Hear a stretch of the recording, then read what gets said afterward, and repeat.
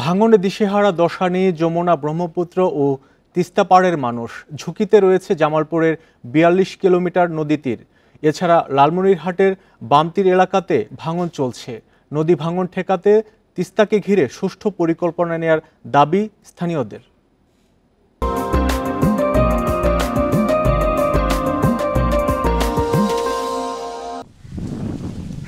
কয়েক হাত এগুলে দশানি নদী গ্রাস করবে জামালপুরের আব্দুর রহিম খানের ভিটা। এর আগে 4 বার ভাঙতে হয়েছে ঘর। 4 বার ভাঙলাম, হানি বাসে পাল ভাঙা পড়ব, এনেও থাকতে পাই না ভাই, ঠিক নেই, সারা জীবন এইভাবেই গেল। বকশীগঞ্জের খানপাড়ার মতো জেলায় এখনও ভাঙন ঝুঁকিতে আছে যমুনা, ব্রহ্মপুত্র সহ কয়েকটি নদীর ৪২ কিলোমিটার এলাকা। পানি উন্নয়ন বোর্ড জানিয়েছে 15 বছরে নদীর তীর রক্ষা বাঁধের কাজ হয়েছে 29 কিলোমিটার, ব্যয় হয়েছে 1200 কোটি টাকা।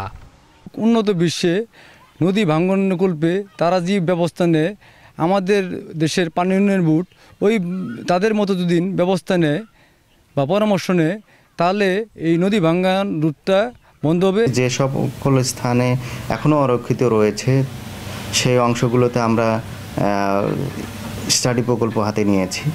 এই স্টাডি প্রকল্পে বাকি যে অরক্ষিত অংশ রয়েছে সেগুলোর সুপারিশ মোতাবেক আমরা ডিবিবি দাখিল করব। লালমনিরহাটের তিস্তার বামতীর এলাকাগুলোতে ভাঙন দেখা দিয়েছে। বিলীন হয়ে যাচ্ছে ঘরবাড়ি, ফসলি জমি। ভাঙন ঠেকাতে তিস্তাকে ঘিরে সুষ্ঠু পরিকল্পনা নেওয়ার দাবি স্থানীয়দের। 3 কিলো থেকে এই আসি 5 কিলো হুনিয়া কাছে শেষ সীমানায় রাস্তায় ছিল বাড়ি, এইবার বাড়ি ভাঙা আমার 8 বার হয়। জিও ব্যাগ বালি ভর্তি করে ভাঙন প্রশমন করার চেষ্টা করব। এছাড়া আপনারা আরও অবগত আছেন, আমাদের তিস্তা নদীতে ফিজিবিলিটি স্টাডি চলমান রয়েছে।